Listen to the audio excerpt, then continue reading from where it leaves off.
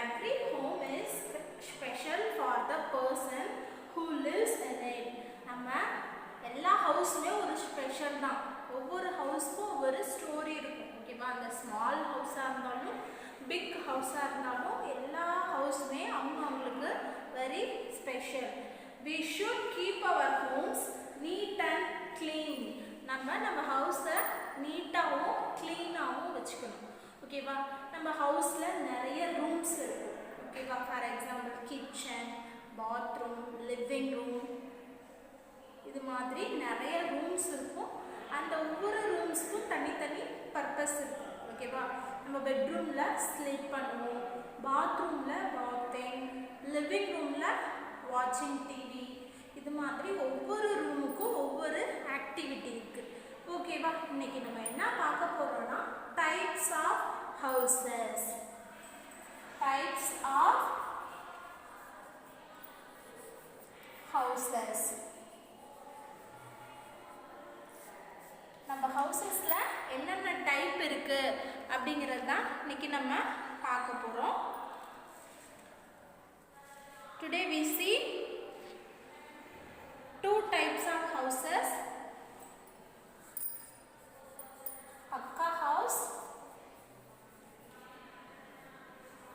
and Kucha house.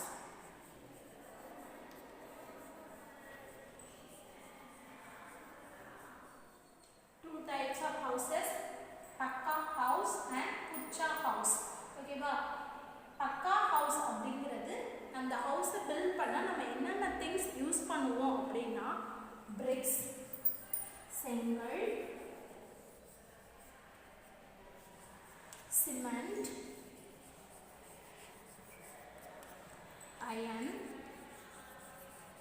And steel.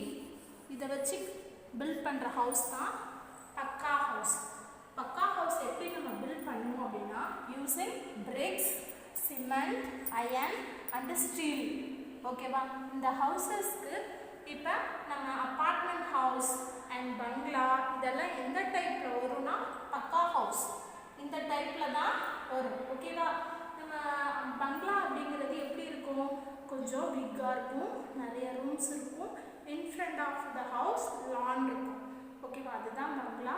Next apartment அப்படின்னா பெரிய பில்டிங்காக இருக்கும், அதில் செப்பரேட்டாக பிரிச்சுருப்பாங்க. அந்த ஹவுஸ் தான் apartments.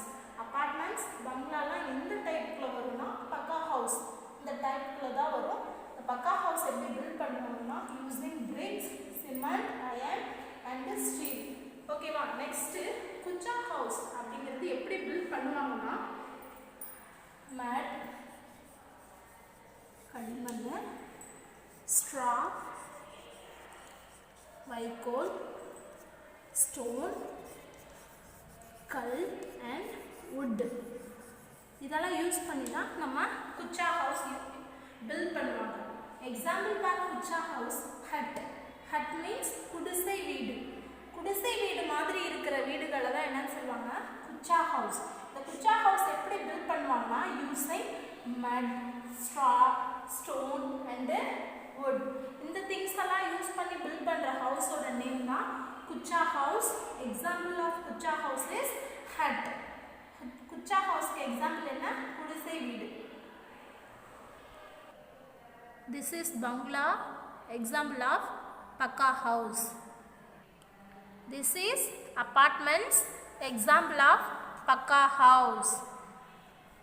These buildings are made up of bricks, cement, iron and steel.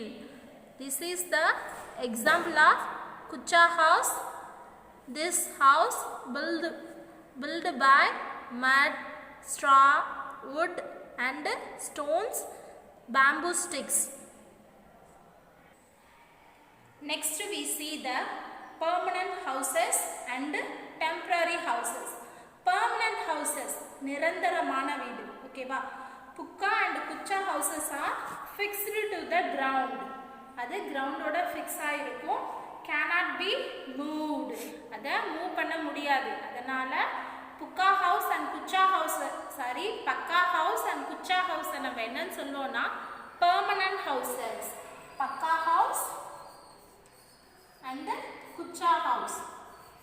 இதை நம்ம என்ன சொல்லுவோம்னா பெர்மனண்ட் ஹவுசஸ். ஓகேவா? அதை நம்ம என்ன பண்ண முடியாது, ஒரு பிளேஸ்லேருந்து இன்னொரு பிளேஸ்க்கு மூவ் பண்ண முடியாது, நம்ம கிரவுண்டோட ஃபிக்ஸடாக இருக்கும். அதனால் பக்கா ஹவுஸ் அண்ட் குச்சா ஹவுஸை நம்ம என்ன சொல்லுவோம், பெர்மனண்ட் ஹவுஸ், நிரந்தரமான வீடு அப்படின்னு சொல்லுவோம்.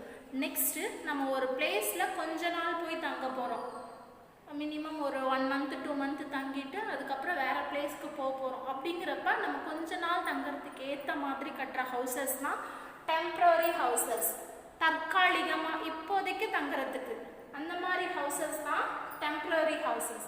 டெம்ப்ரவரி ஹவுசஸ் என்னென்ன இருக்குன்னா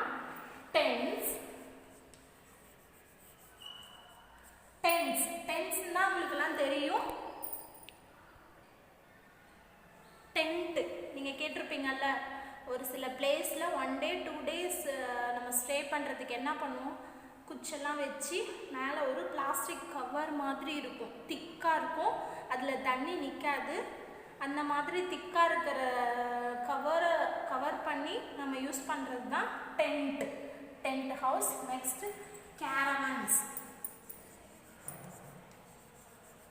கேரவன்ஸ் அப்படிங்கிறது வேன் மாதிரியே இருக்கும், பட் அது ஒரு ஹவுஸ்.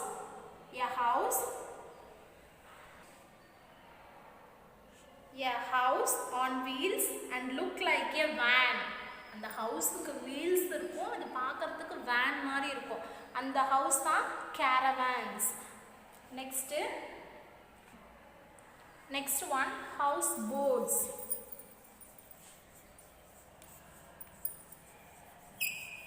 ஹவுஸ் போட்ஸ் அப்படிங்கிறது அந்த ஹவுஸ் எங்கே இருக்குன்னா போட்டுக்கு மேலே இருக்கும், அது வாட்டரில் மிதந்துக்கிட்டே தான் இருக்கும். ஓகேவா? ஹவுஸ் போட்ஸ் பெரும்பாலும் நம்ம இந்தியாவில் காஷ்மீர்லேயும் கேரளாவிலையும் அதிகமான ஹவுஸ் போட்ஸ் இருக்குது. This is the tent house. This is made by canvas. Canvas அப்படிங்கிறது பேப்பர் மாதிரி இருக்கிற ஒரு கிளாத்து தான். அந்த கிளாத்தை வச்சு தான் இந்த டென்ட் ஹவுஸ் பில்ட் பண்ணுவாங்க. This is the house boat made up of wood. இந்த ஹவுஸ் போட் எப்படி உருவாயிருக்கு, வுட்டுனால. இது என்ன பண்ணும், ரிவர் அண்ட் லேக்கில் மிதந்துட்டு இருக்கும், ஃப்ளோட் ஆகிட்டு இருக்கும். ஓகேவா? ஹவுஸ் போட்ஸ் எங்கே இருக்குன்னா இந்தியாவில் காஷ்மீர் அண்டு கேரளா.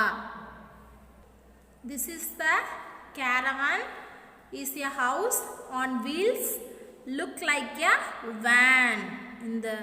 இந்த caravan house எப்படி இருக்கும், வேன் மாதிரியே தான் இருக்கும், ஆனால் அது ஒரு house. There are some special houses built according to the different climate condition.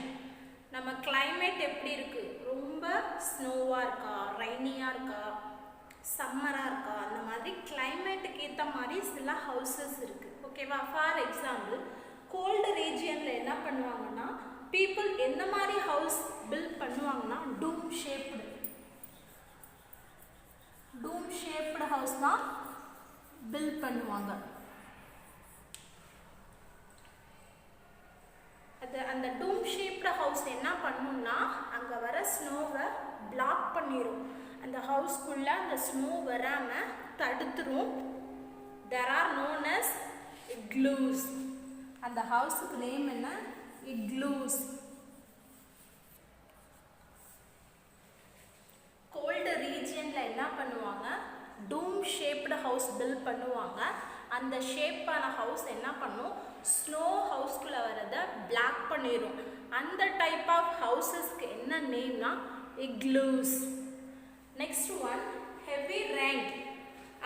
Heavy rain வர அந்த ரீஜியன்ஸில் என்ன பண்ணுவாங்கன்னா அவங்க ஹவுஸை ஹையராக பில்ட் பண்ணுவாங்க. நம்ம எப்படி நம்ம கிரவுண்டோட ஃபிக்ஸடாக இருக்கா, ஆனால் அந்த ஹவுஸ் என்ன பண்ணுவாங்க கிரவுண்டோட ஒட்டி இல்லாமல் ஹையராக அந்த கிரவுண்ட்லேருந்து அந்த ஹவுஸ்க்கு என்ன பண்ணுவாங்கன்னா பேம்பூ ஸ்டிக்கை வச்சு ஹையராக கட்டுவாங்க.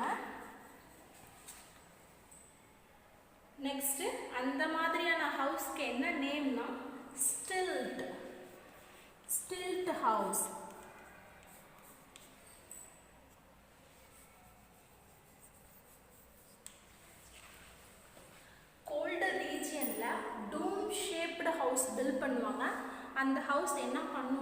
ஸ்னோ உள்ளே வராமல் பிளாக் பண்ணிடும்.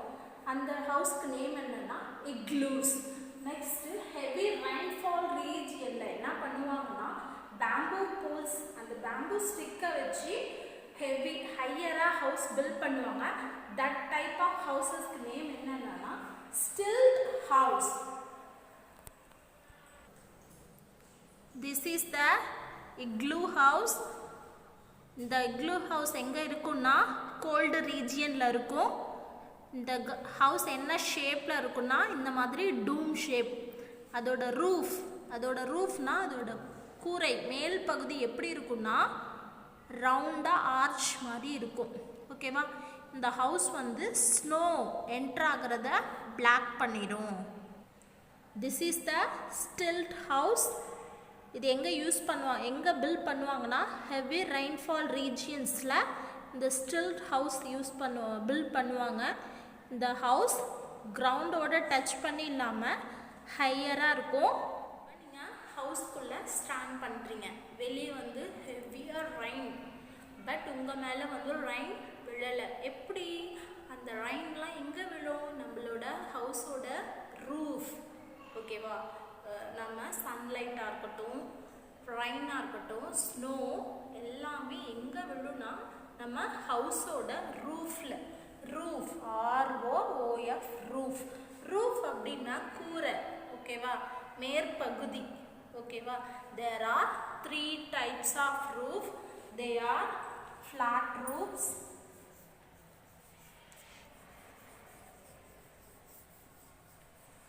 next one slanting roofs. Slanting.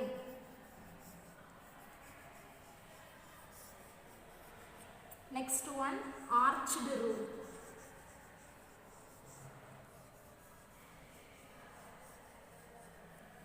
Flat roofs.